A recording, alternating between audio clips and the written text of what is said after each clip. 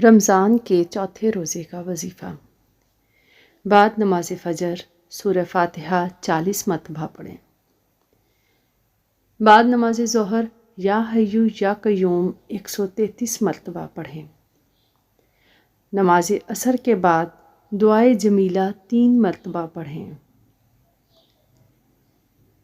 نماز مغرب کے بعد سورہ والتین 11 مرتبہ پڑھیں۔ یہ 30ویں پارہ میں صورت ہے۔ اور نماز عشاء کے بعد سورہ مزمل 3 دفعہ پڑھیں۔ اس کے ساتھ ساتھ روزے کا پورا حق ادا کریں اور اپنی زبان کو اللہ کے ذکر سے تر رکھیں۔